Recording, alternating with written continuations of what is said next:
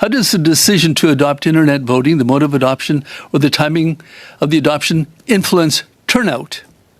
And surprisingly, at least to me, the answer is generally we find that allowing internet voting, regardless of the availability of in-person voting, does not influence turnout over the long term. Canadians, that's not the right term, but you know what I mean, who have never lived here so can't register in the last constituency that they lived in because they haven't lived here, where should those votes be tallied? That's an excellent question. The electoral officer could register them and they would remain located into that parliamentary riding going forward.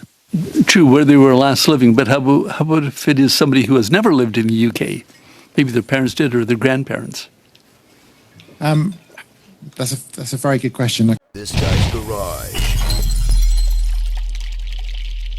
Like and subscribe. I would now like to welcome our witnesses for today's panel. Elise Fraise, an associate professor. Toby James, a professor of politics and public policy at the University of East Anglia, Norwich. Therese Lanela, international idea head of program electoral processes, and Holly-Ann Garnett, class of 1965, professor in leadership at the Royal Military College of Canada. I'm going to start with Dr. Garnett. I looked at a University of Ottawa study by two professors, Daniel Stockmeyer and Michael Wigington, a 2024 study that looked at Ontario's municipal voting processes, which now includes, at a municipality's option, internet voting. And the question that the study's authors put to themselves is this: how does the decision to adopt internet voting, the mode of adoption, or the timing of the adoption influence turnout? And surprisingly, at least to me, the answer is generally we find that allowing internet voting, regardless of the availability of in-person voting, does not influence turnout over the long term. So, Professor Garnett, I wonder if you have any comments about that. You might not be familiar with the study, but you'd be familiar with the concept anyways. Absolutely. Yeah. And so in Canada, our best example that we can look to towards the internet voting is how municipalities and even one territory have decided to adopt it. And so, yes, there's certainly research that suggests that convenience voting measures, be that internet voting or other measures, may not improve overall turnout across the board. But I think the interesting thing is, when I study this, is to look at which population groups might be affected. How can different special voting measures make elections more inclusive for certain population groups that may not otherwise have the option to vote? So, for example, if I'm here in Kingston, whether I can vote online or I can go to a polling station, I'm going to vote regardless. But there are definitely individuals, maybe due to disability or because they're living abroad, where that accessible measure is really the only measure that they have to vote. And those people, I'm really concerned about them having a right to vote. And so while it might not improve turnout across the board, there are some population groups for which it might be essential. And then also, while we're talking about the internet voting issue in Ontario municipalities, I think that's also a really interesting case study to look at issues of security, privacy, and other concerns we might have about introducing this form of technology into the voting process, which I can talk about as well if there's interest. Good. Thank you. This study actually did say that people who used internet voting were most likely people who are already highly motivated to vote. So I don't know if your theory stands true, that internet voting makes it more accessible for people who otherwise might not vote. If you have some evidence or data or statistics that would point otherwise, I'd be certainly happy to see that. Yeah, sometimes this doesn't always show up in large and quantitative research, insofar that it may not show up across the board. And yes, we do see definitely that a lot of accessible voting measures might be used again by the people who are likely to vote anyway.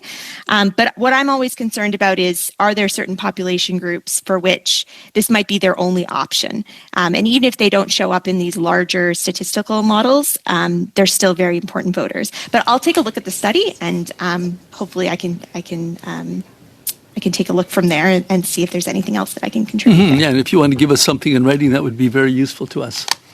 Certainly. Mr. Chair, do I still have a couple of minutes? Over 2 minutes left. Oh, okay, lots of time. Good. Professor Toby James is very interested in your evidence, particularly concerning proxy voting. Perhaps you could give us some more details on how that works, and importantly, whether that method of voting is generally accepted by the voting public in the UK. Yes, so everyone is able to apply for either a postal vote or a proxy vote. So this isn't just the case that this is a measure for overseas voters. It might be that they're away on election day, and there's actually a provision to apply for emergency proxy votes up until 6 p.m. on the day of the election. I think the UK has, in the early 2000s, introduced a range of measures to make voting more convenient and more inclusive. So one of those measures was postal voting.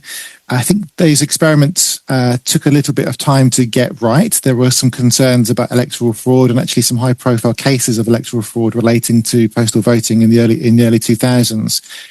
But measures were then put in place to kind of close some of those gaps. And as it stands, sort of postal voting and proxy voting are used. Unfortunately, partly because of the way in which the UK is very decentralised as to how it runs elections, there is no central number of how many people actually use the proxy vote. But one survey suggested that roughly 1% of people thought that proxy voting was helpful. I think it is a useful tool for overseas voters, though. Good. So I also asked the question whether it was controversial in the UK or whether it was generally accepted, or did people have to get comfortable with the idea? I think initially there was widespread acceptance, both of postal voting and proxy voting, because these measures came in at around the same time. There was then some concerns after some high-profile cases that were taken to court. Having seen those cases adjudicated on and reforms being made, I think proxy voting is not a source of public concern at the moment. I think people widely think that that's a useful way to enable people to vote who might not otherwise be able to do so. Good. Thank you very much. What we're hearing in the study is that far too Canadians living abroad are participating effectively. I think we had about 1 in 30 Canadians abroad requesting a ballot, and out of those, only about 1 in 6 had their vote counted. So we're looking to address this large gap. What we're seeing in the study, and I'm glad that our witnesses are here, is this a logistical issue? Is this informational? Is it systemic? What is it that's preventing Canadians from voting when they're abroad? And then at the same time, we're trying to balance convenience, we're trying to balance security, and we're balancing inclusivity. So maybe I'll start with Professor Lanella. You mentioned a phrase, election assistance abroad through Global Canada. Can you elaborate on that and explain how Global Canada reaches out and how that compares to other countries? Sure, and I really like your framing of the trade-offs between convenience and inclusivity and security, because as Holly-Ann was saying, as Professor Garnett was saying, each of these options comes with some kind of trade-offs between them, and that's your role, is to see where these are.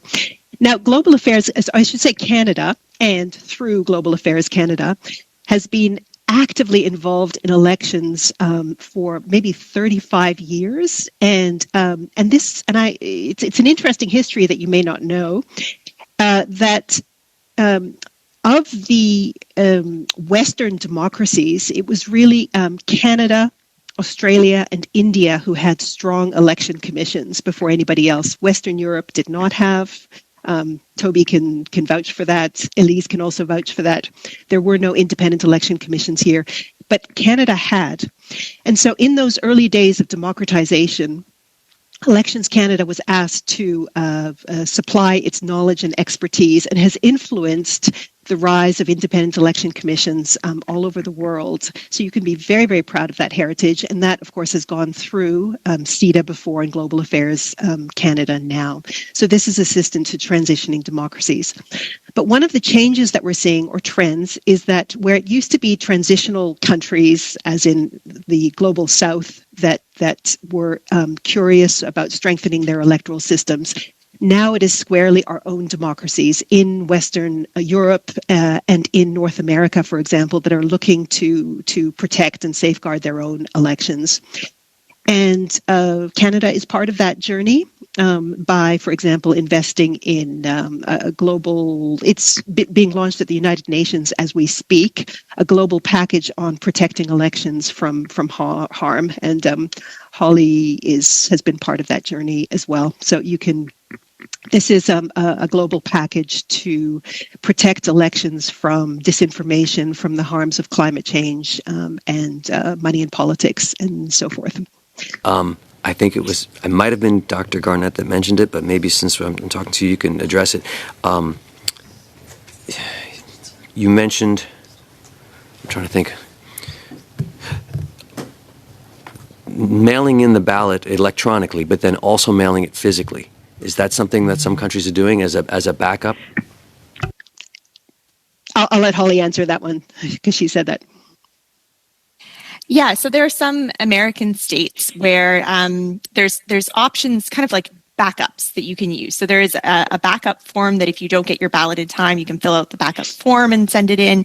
And then there's also cases where you can, say, email in your ballot, but then follow that up with the actual physical one to be mailed in. There's a couple of states I can't name off the top of my head, but that choose that option. So like Therese mentioned, there's a huge variety of permutations of the use of email, of online systems that can be tried in terms of being able to get people's ballots to them quicker and get them back from them quicker.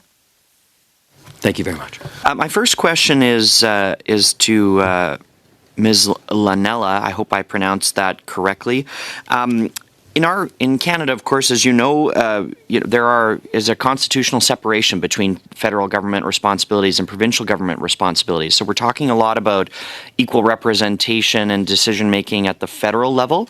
But I wonder if you have any comment about the fact that there are constitutional authorities that are strictly the responsibility of provinces, and whether Canadians living abroad, how would that work? I mean, we don't have relationships at provincial levels necessarily with Canadian embassies abroad in terms of encouraging voters abroad if they're going to be allowed to vote in provincial elections as well. What would that look like? Who is going to facilitate those elections?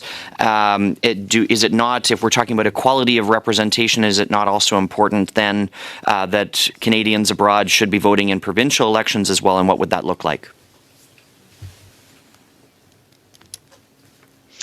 Excellent question. You've picked on something which is it's got in a way to do with identity and what being Canadian is, or what being British Columbian is, or and so a rule of thumb is that abroad, for those abroad, it's your national identity that is the one that is key, and that the smaller you get in terms of jurisdiction, that is, if you go down to the municipal level, that would be for residents. So even if you weren't a citizen, but you were a resident, you should be able to vote where you live, because that's things like the swimming pool and the parks and so forth. Whereas the national decisions are to do with you as a Canadian.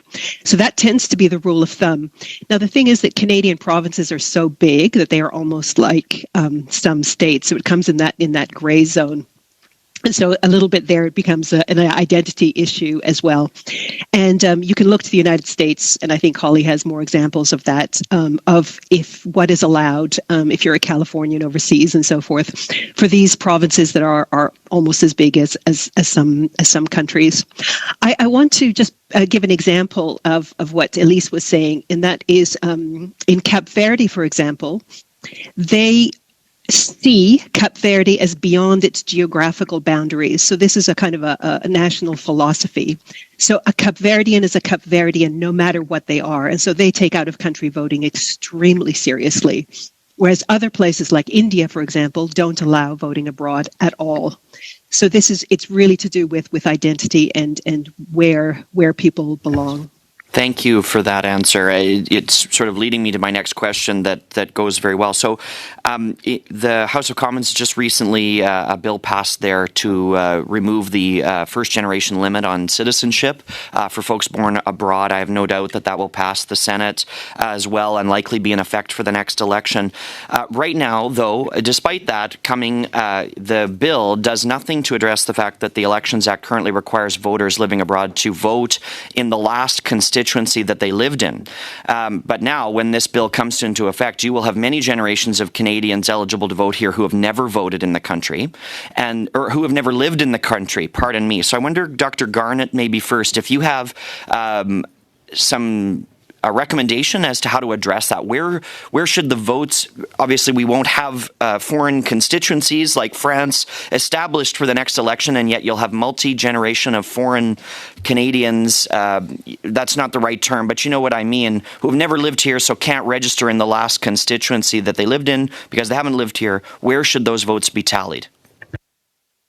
That's an excellent question, and something that I don't think there's an easy solution or answer to. I think what you could look to is where the family member through which you got citizenship, where they last voted. But otherwise, I don't have an easy or perfect solution. I wonder if perhaps Ms. Fraise has a solution from the French context. I'm not sure. Sure, Ms. Fraise?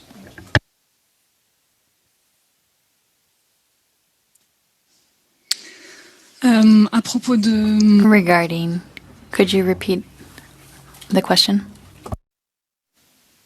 My apologies, sorry. So right now Canada has a law in place that requires foreign Canadians living abroad to vote in the last constituency in which they lived in. But you're going to have many generations of Canadians who have never lived in Canada, who have always lived abroad and so can't register in a Canadian constituency. Where should their votes be counted if we don't have the foreign constituencies created by the time we have another election?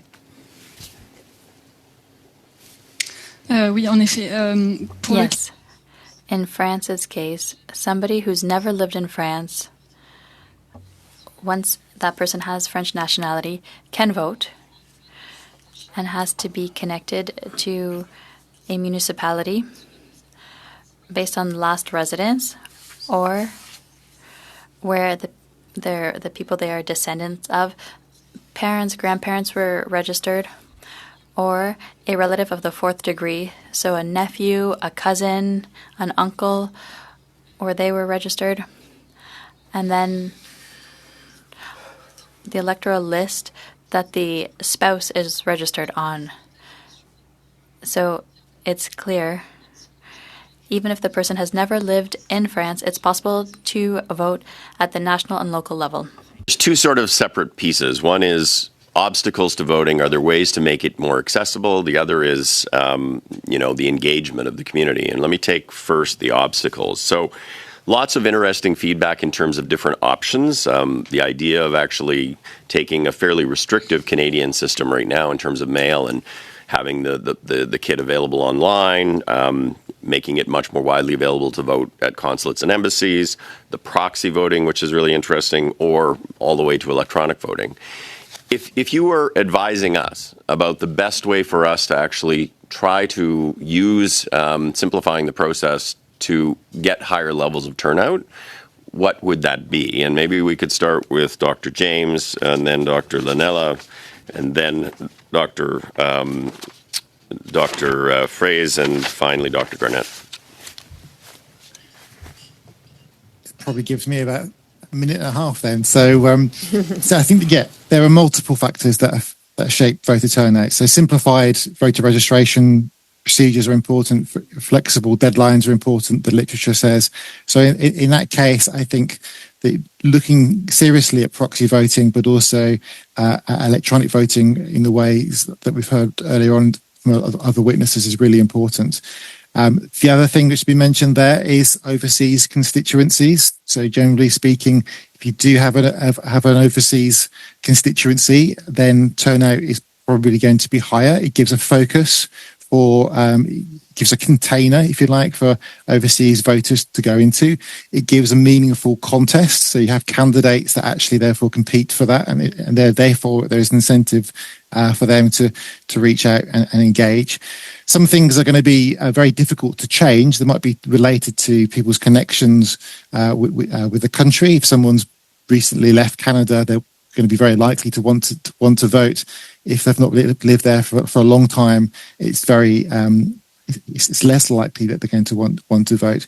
The other thing is the role of important focusing events. So in the UK, for example, we had a lot more interest in overseas voting when we had the Brexit referendum. The registrations increased. And so when there are important international focusing events, I think the way that politicians can campaign are important. But I think of all these things that the committee probably can recommend, I would say that a single overseas constituency could make a big difference, and looking at proxy voting and internet voting. Great. I'll go next. I think that those ways of getting the vote home quicker may not help with that, with the turnout and engagement, because I think a lot of Canadians don't know that they can be on the international register or how to get on it. So for that, you really need to figure out where your Canadians are, and that's not so easy because Canadians don't tend to be like a distinct community or a distinct subculture in as other communities may be. They're not a distinct language group often, and so forth. And there, I'd say, work very, very closely with your diplomatic communities, because they know approximately the patterns of the people where they are, and they know when Canadians interface with the government. It's to renew their passports or to renew various documents. And so that is when, not just at election time, it's then that you want to make sure that there's a flyer or a folder that goes in there that says, are you on the register? So every single interface, that folder or flyer or banner should be there. And I was even wondering, because I'm sure a lot of Canadians overseas listen to CBC radio or follow Canadian sports and so forth. And so if there's a possibility of doing public, what's called public, a banner on top or something that says, if you're overseas, do you know that you can be on the international register? And I think also it's fine that voter turnout isn't as high as domestically. That would be normal, as Toby described. Professor Fraze, my next question is for you. You testified that a person living abroad wanting to get onto the consular list must be tied to a specific municipality. And if my understanding is correct, it can go back several generations, but they do have to be tied to some geographic place in France. But now, isn't it true that the person who's voting abroad has their own ballot of people who want to represent that region, whether it's East Africa or South Asia? The voting isn't actually tied to the municipality to which they are tied.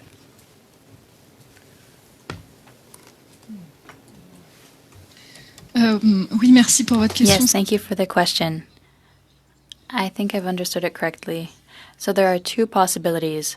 The person can register on the French electoral list, and the vote will be included with other people living in France, or the person can register on the consular list, and then the person will be represented with those represented abroad. And the choice is the voters to make, whether they want to get on the consular list or the other way?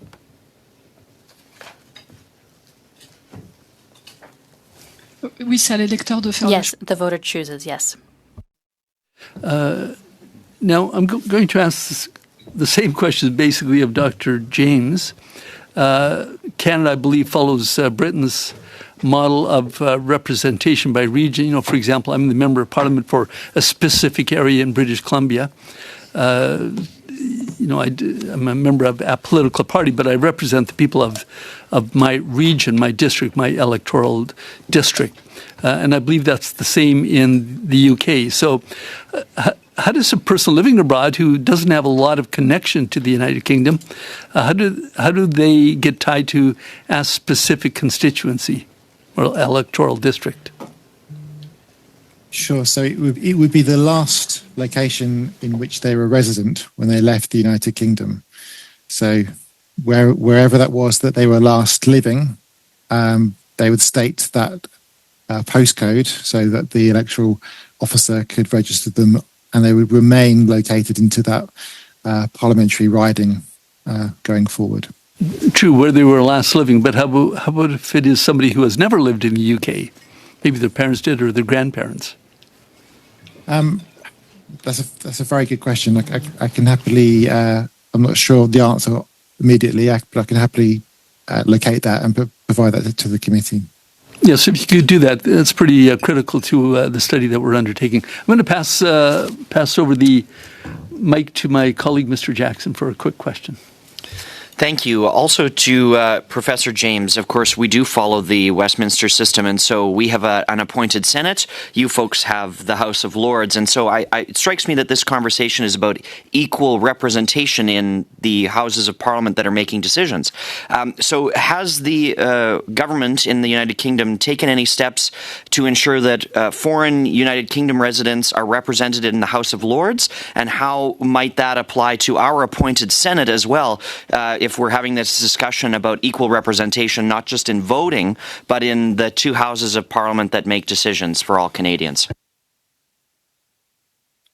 I may also have to come back to the committee on that question. Obviously, there's a different system here. The Lords, as you rightly point out, is not elected. It is via an appointment mechanism from on the recommendation, basically, of the Prime Minister of the day. So I'm not sure what the residency requirements would be there, but I can happily provide that to the committee subsequently. Thank you. No further questions. Thank you so much. And though the chair cannot provide evidence, I can point to Lord Black of Cross Harbour, Conrad Black, the Canadian who was appointed to the House of Lords, who was not resident of the United Kingdom. I'll take your word for it, despite his convictions for fraud, I believe. But Mr. Small is here to defend him.